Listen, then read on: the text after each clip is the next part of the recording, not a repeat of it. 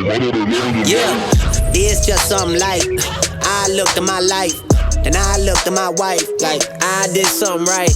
Look, I'm not switching my price. Baby, I know what I'm worth. I be like, thank God it's Monday. I get back to work. Hey. All right, guys. I don't even know what to call this. Like, it's the Empowered People podcast featuring host. Is it host fitness or is it just host? Host community. Emails host fitness community, but yeah, we're just host because we're gonna have. Dude, so how'd I guess nuances. both names? I never emailed you ever, and it's like host community fitness, love, and inclusion. Peace. That's awesome. But no, guys, thanks a ton for tuning in. Like last week, here with my brother-in-law, Brennan Kelly, awesome guy, going to talk about a lot of really cool things that he's working on, that we're working on together, and just random thoughts. And the topic of today is goals. And I really was excited about this because do you think goals and resolutions, like New Year's resolutions, are the same thing? I would say so. Just, right. I think people have a different mentality with them sometimes, but yeah. Yeah. And I love New Year's resolutions. I think it was like 2 or 3 years ago, I got super into them and really took them serious, man, whether it was like, personal or fitness or relationship. Like, 3 years ago, it was like, hey, we're going on a date every single week. Like I'm putting my marriage, I'm making a commitment here to work on that. So it's like date night every single week. I don't care. We're doing it. And so, well, you're really good at setting your mind to something and sticking to it. It's fun. I love the psychology behind New Year's resolutions. Like when I ask people, like my clients, like, do you do New Year's resolutions? And it's either like a hard yes or a hard no. Like nobody's in the middle. So you love it because you're good at when you set your eyes on something following through. But a lot of people that aren't necessarily the best at that hate New Year's resolutions. And I don't know if I'm just a loser. That could be the case. Yeah. But so I was blown away by the amount of hate I got whenever I would talk about New Year's resolutions. People are like, I hate those. I'm not going to do those. And I think there is maybe some past pain associated with that. But it's like, I just expect that I'm going to fail, multiple times throughout the year. There are some, like I say, we go on a date every single week. Do we go on a date every single week? No. There's weeks that we miss. But my focus is still on that. And so I think I just roll into New Year's resolutions never like I'm going to be perfect this year. Mm-hmm. It's just this, I know where I'm going, and so it just brings clarity and focus. But I don't know, man. I've seen a lot of hatred towards goals, a lot of hatred toward New Year's resolutions. And I'm just kind of wondering your thoughts on them, just kind of kicking it off. It's such a complicated topic because there's so many nuances that go into goals and why people hate them and their past issues with goals. Because it's usually something didn't work out or something didn't happen or they set one and it didn't follow through. I know we were talking the other day about NBA players, that who are you talking about? Have you shared the story already? Who are you talking about with the that set the goal for themselves to make it and then make it to the NBA? Or no, sorry, it was acting. Oh, yeah. Well, so we are getting off to a rocky start.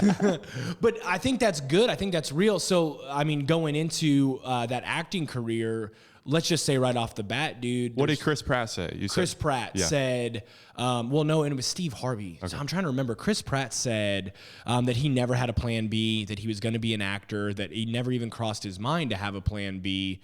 And you said... there's a lot of homeless people that didn't have a plan B in LA and Hollywood right now. Right.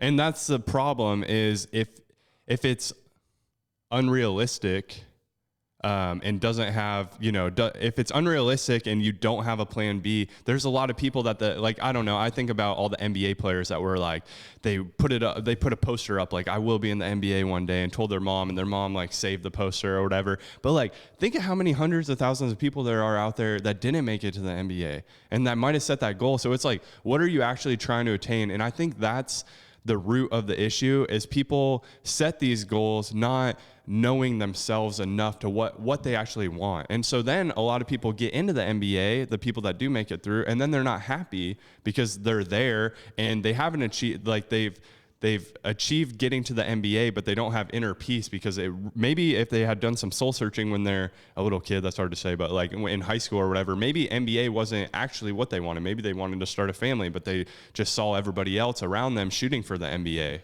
Dude, that's the thing right there you're hitting. Have you ever seen the movie The Program? So it's this old school football movie, super old, Dude, it's funny. It's about a college football team. I think Omar Epps is the running back in it. But it starts out with this jacked black middle linebacker. His name's Mac, dude. I mean, he is Ray Lewis, right? And he's in this like real broke down house. His mom is surrounded by like 10 brothers and sisters, and she opens up this gift, and it's a door knocker that says Mac on it. And he goes, when I go to the NFL, I'm gonna buy the house to go with that. And, you know, spoiler alert, sorry, the movie's 45 years old, but he gets injured, like shatters his leg, and is never gonna play again. I mean, this is Ray Lewis, dude. He's the freak athlete. He's gonna go, and the movie ends with him sitting on the couch where his mom was, with his leg in a cast, and she's like hugging him, and he's crying. And it's like going to your point of like, what do most people want that are like trying to go to the NBA or anything? Right. The thought is financial security, it's providing for my family, it's getting us in a safer neighborhood. It's all these types of things that are associated with this goal. And it's like, that's what you want. And if you're not careful, you can get your goal. You can go to the NBA and your agent can take all your money. Bad business deals can make you broke. Like, you know what I mean? Like an injury can sideline you. You cannot make the connection. So it's like you got the goal, but you didn't get what you actually wanted. And I think that's what kind of a little bit what you're talking about. Exactly. Like putting all your eggs in one basket is dangerous. You know what I mean? Like it's okay to take a risk on yourself. You want to be an entrepreneur, you want to start something, like that's fine, but maintain health through that. If you're having an unhealthy mindset, just focusing on making it to the NBA, and then that doesn't happen, like you're going to fall into that unhealth, you know? Oh yeah, no, for sure. And I've seen that. Like I remember, you know, talking about, you know, some unhealthy things. And I think the truth is, like, I love goals so much, but I've said it, you know, in the business class, I've said it in almost everything. It's like for every mile of road, there's 2 miles of ditch. Yeah, I like that. And so it's like, and so what that means is you're more likely to get it wrong than right.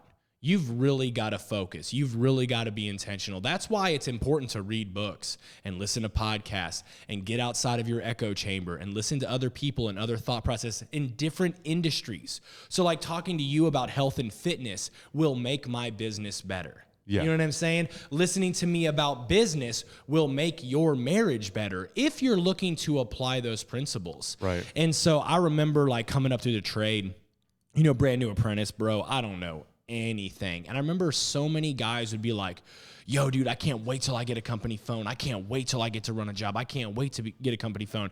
And like, I never once asked for a company phone. I never once asked to run a job, but all these dudes would. And I remember how like anticlimactic it was when you got the phone. Because when you got the phone, what you didn't realize is you got all the responsibilities. You got all the calls. Like you were never off the clock anymore.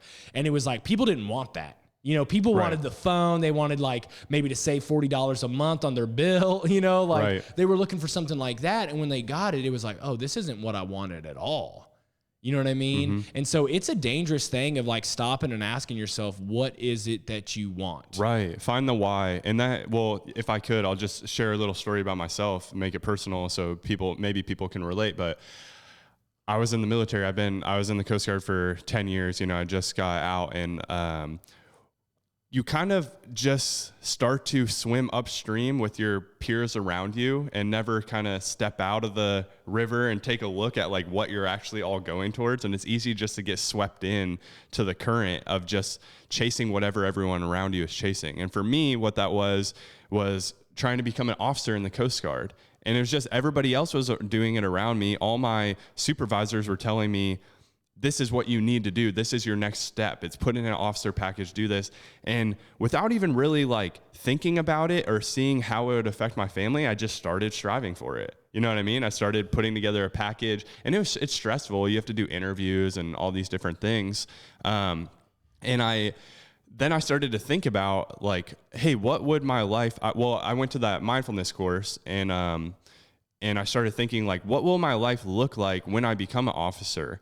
And does it translate to what my core values are, which are, you know, faith, family, health, and humility? And it's like, does an officer's life translate to that for me? It might for other people. Like I know there's plenty of officers out there that are happy and maybe have a good family and whatnot. But for me, like it was going to take away from my health because I'd be at work more. It was going to take away from my family because I'd probably get deployed more. I was going to have to go to like a 3-month school. So I could have easily just got swept in to doing this and not even like taking a second to step back and look at, hey, what's going on here? Like, is this really what I want? Or am I just setting a goal? It looked like a really good goal. And there's a lot of people that get stuck in that.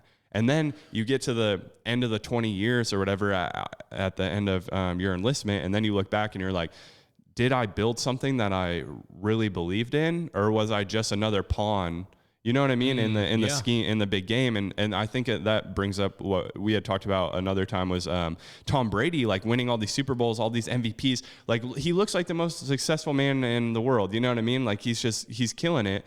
And then in an interview I heard one time, he said, they said, what's next? And he's like, I don't know. I still feel like there's a hole. Like, I still feel empty. And he's not feeling fulfilled after accomplishing all that. Yeah, no, and that's the lie. And that's one of the ditches that I would say. One of the ditches that I've seen with goals is whenever it's an end in itself. They think if I just achieve this, then everything will be okay. And it's like when you get there, you realize that it's like, there's a lot of work still to be done. It's never, I don't know if you've heard me say, but I said that I've always treated goals as mile markers, never a finish line. Right. And it's like the finish line is becoming everything I'm supposed to be, whether that's what God created to me, what I desire to be, what I think my family and community need me to be. That's the end goal. That's the true finish line. But along the way, whether it's Empowered Electric growing, whether it's my marriage being strong, whether it's my kids growing up and loving God and loving their families, like those are all mile markers. There's no finish line with that. It's not like, oh, well, Cooper went to VBS and said the prayer, I made it. Yep. Like, that's not it, because it's going to disappoint. It's the foreman getting his first job. It's getting the company phone. It's getting the company vehicle. It's becoming a project manager. It's funny, like, I always joke, like, I went from the field and I became a project manager at Bart's Electric. I hated being a project manager. I do not like it. Do I do project management here? No, I don't. I do sales and estimating. That's what I enjoy. I enjoy marketing. I enjoy recruiting. I do not enjoy project management, but everybody thinks that's the goal. That's that's the trajectory. That's the path that they have to swim in. And it's like, stop that. What do you want? The other thing, and I'd like to hear you talk about this, is when I started really going hard into New Year's resolutions, and I started asking everybody. It's like when you read like the Enneagram book, and you're like, "What number are you?" You just want to talk about it. And so I'd ask people about resolutions, and a lot of people would say like, "I don't set goals. I don't have resolutions. I just try to get a little bit better, 1% better every day." And I remember just being like, that's the stupidest thing I've ever heard in my life. And I'm the worst speller in the history of the world, but I'm really good at math. And you don't have to be great at math to know getting 1% better every day is absolutely impossible. You can't. Like compounding interest, whatever you want to call it, exponential growth, 1% today is 1.1% tomorrow, which is, it staggers up to where it's like, so you're going to be 200% better in 100 days? Right. Like that's... No, you're not. Like, and so it's this unrealistic, and it's not unrealistic. I think it's so vague that it's not like trackable. And so like nobody holds you accountable. You can't really see if you're progressing. So it's like, am I 1% better? Yeah, I feel 1% better today than yesterday. And it's like, that ain't going to get you anywhere. You know what I mean? Right. If it's not like measurable. Yes, exactly. Measurable might be the better word to use. And I feel like you have to have measurable goals. Right. And that brings up what we were talking about earlier as well, like SMART. It's just it's a good way to kind of keep your goal on track. And we didn't invent this. It's all over the internet. You can print it off and do one for yourself. But specific, measurable, achievable. It can be realistic or relevant and have a time frame within it. So if you are against setting goals, I challenge you to do one of these charts, you know what I mean? And just see like how it lines up. Cause I think when people get to that, realistic, they're going to find, not realistic, relatable. Like it's not going to fit into their value. Like they'll find a lot of times their goals don't fit into their values. And I thought of what I want to do is bring Matt on and just maybe talk about Matty P time. Haven't heard from him in a bit. I'm going to try talk and move the cameras at the same time. We'll figure this out fast. Well, so I just wanted, just so everyone can kind of see what a goal setting thought process should look like, I wanted to ask you, like, what's a goal that you have right now that you're trying to achieve? So I got 3 goals that I just thought of while we were talking. So I want to make $100,000 a year. I want to be as big as I possibly can, right? Like as big as you, that's big enough for me. Also, like I want to be well-versed in the Bible. So those are my 3 goals. Okay. So those are all pretty, like, I feel like they fit into what you want. Like you've already thought through them, but at what time, like maybe when you had an unhealthy thinking of health, what was a goal you had? Was it a certain weight that you wanted to get to or something like that? So when I first started fitness stuff, I wanted to lose just as much weight as I possibly could to look good. Okay. Now I'm like, I lost too much weight. I need to get more weight on my body. Right. So what I'll see a lot of time with like programming for people is they'll have like a specific weight. Like they'll be like, oh, I want to gain like 15 pounds. And so if they say like they want to gain 15 pounds, I would say, well, why do you want to gain 15 pounds? And then it would get to where Matt is right now, where it's like, I want to look good. And then I'd be like, well, why do you want to look good? So yeah, so the main reason I care to look good is because I want my wife, when I walk through the door, just to think, oh my gosh, I am the luckiest woman on the earth because I get to have this guy who cares so much about how he looks for me. That's what I want. I want to impress my wife. Nice. What a good guy. And so that's like your why then. It's like to look good for your wife. So if you had a weight goal of gain 15 pounds, that might not actually be what your goal is. Your goal is just to look good for your wife. But if you're shooting for this 15 pound, that's just how it can kind of get, how goal setting can kind of like spiral in the wrong direction, where you start setting these things just because you think that's what success looks like. Like, oh, 15 pounds, I'll be where I want to be. Oh, if I can run a marathon, then I'll look fit. But really, you just want to look fit. You had a funny quote that like everyone, if you're saying that you want to be fit for any reason other than looking good in a bathing suit, you're lying. Yeah, and that's kind of true. Dude, like I think I did say that because I mean, at the root of it, you do want to feel confident. You do want to take your shirt off and like not feel like a goof. And it's so funny. I was talking to a buddy the other day who's like extremely skinny. And, you know, like when I think of just being real, when I think of like people that are scared to take off their shirt at the pool, I think fat. I think overweight. I think self-conscious in that direction. And this dude was talking about he never took off his shirt until like he was out of college at a pool because he was too skinny. And I was like, I didn't even realize some people were insecure at how small they were. Right. Yeah, insecurity is, and you want to feel strong. And going even to what Matt was saying about like wanting his wife to feel lucky. That's the thing I wanted to get at with like not knowing or not just doing the next step because you think it's the next step is like date nights can make her happy. Yeah. Doing the dishes can make her happy. Like, and I say the dishes because my wife, Bridget, loves to wake up to a clean kitchen. And like, I love to talk. So the way my love language is, like I'm words, like I want to have a long, deep conversation. And that fills my tank. And so I would try to like, let's talk, Bridget, let's talk. And like, nah, dude, she wants the kitchen clean. Like that's what she wants. Right. And so it's like, whenever you do realize when you boil it down, like what do you want? It's like, there's multiple ways to get there. And that goes back even to the conversation I think we were talking about. Oh no, sorry. That was with the interview with Tommy is like, he just talked about like knowing yourself. Like, why do you have these goals? Like knowing yourself. And this is a lot of work, man. Yeah. It is a lot of work questioning what you want.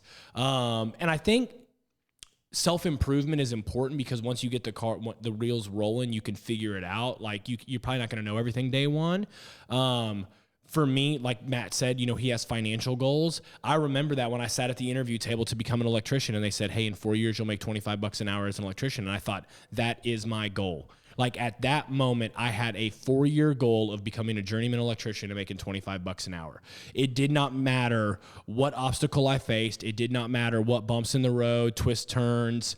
Every evaluation, I remember at every single evaluation that I had, I didn't even care about the raise. Because I was like, it was like the stepping stone. You know, I started at 11. I'm like, I don't even care if you take me to 13, 15, 14, 50, whatever it is. I don't care. I know in 4 years, this is what I'm going for. I don't care how I get there, you know? Right. And so it's like, whether it's a healthy marriage, whether it's professional advancement, really boiling it down to what do you want and kind of putting out that.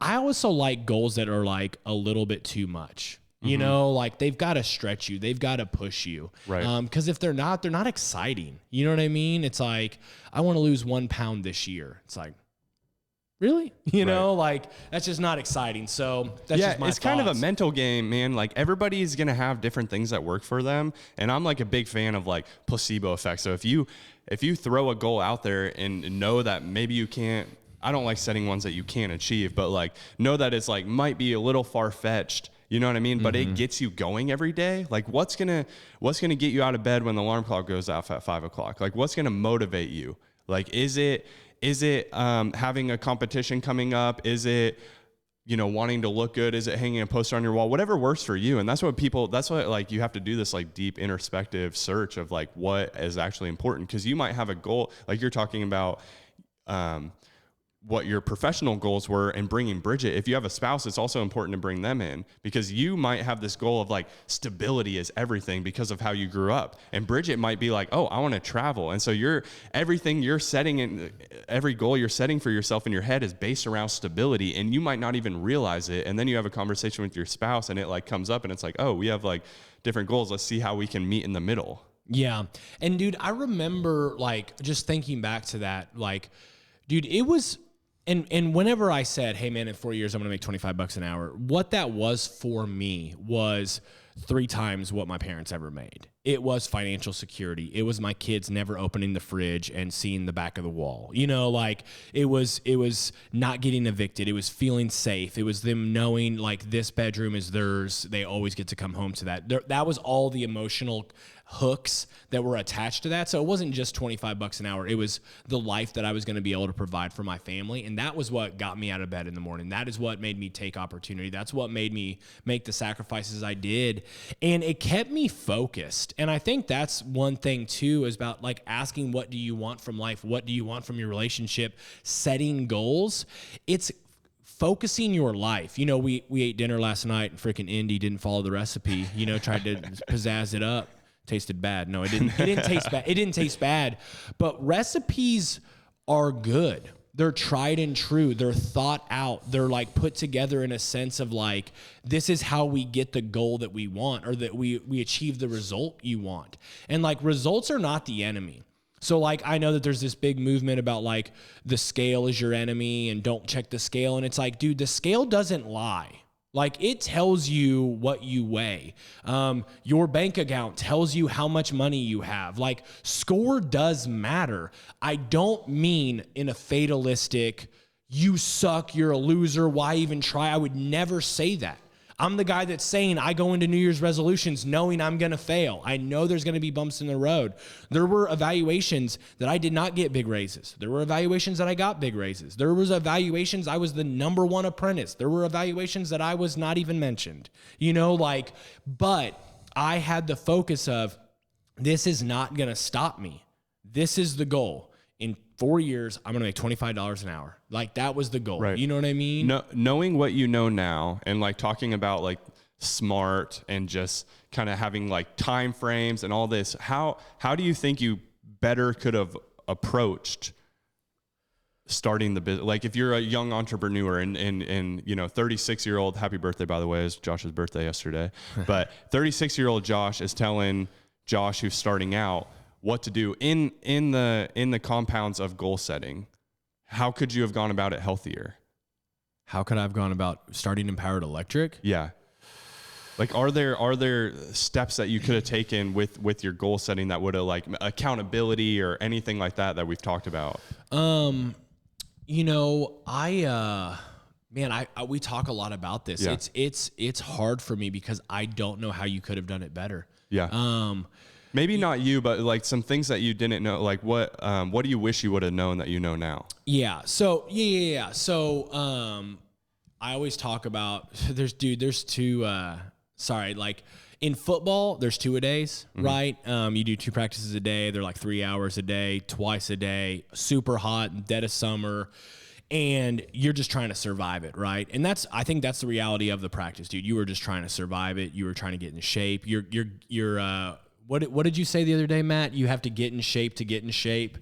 Remember, you have to get in shape to do the workout. There was something. So Wes Morris said to me one time, he was like doing some mad deadlifts or something like that. And I think I was like walking on the treadmill. And he was like, "Hey man, you gotta get in shape so you can start to get in shape." And I'm like, "Yeah. You just said I'm super weak, but that's really good."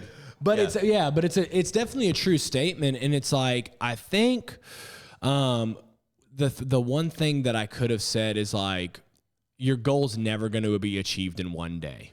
And I think so. That's what I would say to myself. So the first 2 years, dude, I'm not joking. 12 to 16 hours every single day. Half day on Sunday, if not more. Sunday night at 8 o'clock, panic attacks, couldn't sleep. Luckily, never got into drugs in the sense of like sleeping pills or anything like that. But dude, seriously, like Sunday night was the worst. I remember trying everything. I slept in the spare bedroom. I slept on the couch. I slept in our bedroom. Bridget slept on the couch, spare bedroom. I would freaking wake up at midnight and I would like go downstairs, sit on the couch and turn on the fire and stare at the fire, hoping that would put me to sleep. Like just panic attacks, right? Because I thought Empowered Electric would succeed or fail in one day. So like if Monday went bad, it was all over. Or if Monday went good, I'm great. And it's like no goal is achieved in one day. Your business will not crumble because you took a day off, because you went on a date, because you turned your phone off, because you went on your kid's field trip. Your company will survive. So that's the thing is, dude, that timely piece of SMART goals, the T time, it's a long time. When I was that apprentice, I had a 4-year goal to become a journeyman and make $25 an hour. But whenever I started Empowered Electric, it was every day has to be one or else. Yep. You know what I mean? So that's what I think I would say. And you see people get to where you're at now. Like, I feel like you have a pretty healthy mindset, healthy family. You're doing your fitness and you're still running the business. But you see a lot of people in business make it to where they want to be, to what their goal was, and still be unhealthy mentally, spiritually, physically. So what are some practices that you've taken into account being at the top now? I mean, you've reached your goal. Like, you're always climbing, but I'm at the peak, baby. You've reached what you set out. Like, when you're a kid living in the trailer park, you would have never dreamed that you'd be here right now. How'd you know I lived in a trailer park? I haven't even told those stories. North Carolina, trailer park, 2 tornadoes. Not 1, 2, maybe 3. Well, so you wouldn't have thought that you'd be here now, but now you're having a healthy mindset about it. And what do you think it is that helps you do that? Yeah, man, I definitely realizing, dude, you have got to prioritize your faith, your family, your fitness. It's crazy. I was talking to this guy, this entrepreneur the other day. You know who you are, trying to lose weight. There are 2 things, 2 numbers. If you are a man and you are going to start a business, there are 2 things that are going to plummet your credit score.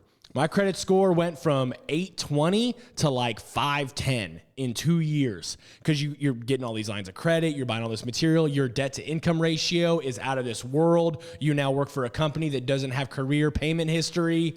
Credit score was like, and your testosterone levels, bro, those numbers plummeted. Like, just got them tested. Terrible. So like a lot of times it's stress, it's lack of sleep, it's alcohol consumption. There's a lot of things that play into testosterone going down, but it's like, and maybe some of those things too go to your credit score going down. But like, those are 2 things that were just rough. And I think just realizing too that like just because something is the way it is now doesn't mean that it always has to be. I think if you're gonna start a business, if you're gonna like try to do something that is scary, you're gonna jump out and pursue something meaningful, bro, it's gonna be hard. I use the illustration. I gotta find a different illustration. But like I love the idea of Christopher Columbus sailing across, to the brave new world. And I just always think about that. I looked it up. I think it was 6 months or something like that. It was a long freaking time. And I just imagine like month 3, you've been looking at water every direction and you're like, hope we're going the right way, like are we ever going to see land? Like, what is happening? And I feel like that's when you do have those long-term goals, you do sometimes get scared. You sometimes do wonder, man, am I progressing at all? And if you've been vague and I just want to get a little better every day, you're not going to know. You're not going to be able to track it. So like keeping a journal is important, like coordinating where you're at. And that's why I say too, like setting up those smaller goals that are like mile markers, not finish lines, like being able to like say like, am I progressing towards this? So if the goal is, you know, it's just easy things like $25 an hour, you break it down to, okay, I need to make this much by this year, this much by this year, not because it's like trying to handicap you or trying to like handcuff you to this, like this unrealistic thing or this thing that you have to achieve, but it's like, you've got to set a pace. You know what I mean? Right. What's a goal right now that you have? Bro, that's what's rough right now is I feel, I know you got some goals with the podcast. So like, what's one like that? But I just mean like, it is hard. It is hard because like you said, dude, the success that Empowered Electric has had has blown me away. Right. And I don't mean that like for me, just me. Like my original business plan was in 10 years to have 10 guys and do $1 million. Like we had 13 guys and did 1.8 million like our first full year. You know, like we have a great group of people. And so I don't want to. So I'm almost like asking the question of what do I want more so than the goals? Like what do I want the business to look like? Because I could easily say like we have 56 employees now. I could easily say by the end of the year, I want to have 75. Well, why do I want to have 75? Just to do a bunch of work that I don't care about and like employ people that I don't like. I love the people we have. And it's like, I want to see them advance. So what does them advancing look like? Is it growing in numbers? Is it growing in size? Is it growing in doing certain select projects? These are questions, honestly, from a professional standpoint that I'm having to ask right now. So like with Empowered Electric, I don't have a lot of goals, right? Because I'm trying to do the inner work, the inner soul searching of like, who are we becoming and is it the right company? But personally, I do have some massive goals with the podcast. Dude, I would have never believed I was going to be here. Like you said, growing up, trailer park, evicted, super poor. Like I would never have thought this life was achievable. And I think there's a lot of people out there that don't realize that. I think there's a lot of people out there that are completely, you know, the hierarchy of S is survival, success, significance. I think some people think survival is the best that they can do. I think that I have mastered survival. I've kind of mastered success and I'm stepping foot, not mastered in the sense of like I have nothing else to learn, but I feel like I'm stepping 1 foot into significance and 1 foot into success. And I want to help people learn to go from survival to success. And so that's with the Empowered People business class. That's with turning the empowered people into a curriculum, whether it's starting a business or trying to get promoted at your company. I'm really wanting to see some of that really take shape this year. Yeah, that's awesome. That's going to be exciting.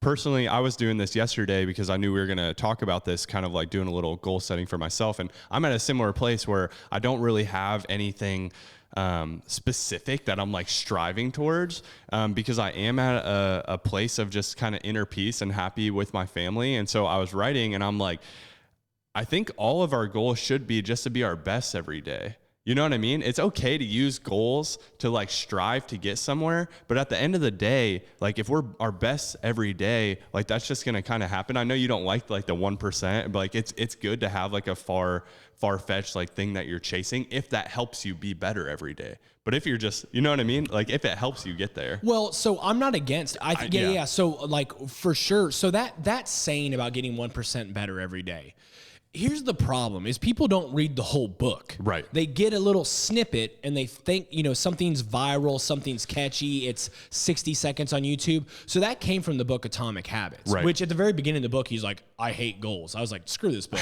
you know, but I still read it. I read it during 75 Hard, like really enjoyed it. And it said a lot of good things, but it talked about, I think it was the England cycling team and how they had like never won. They were like the Chicago Cubs. They had never won a Tour de France. They were so bad that like nobody would even sponsor them anymore. And so this new coach took over the team, and in I think it was something like 3 years, they went from the worst team ever in history to they won something like 9 world championships in 11 years. And he talked about the 1% better rule.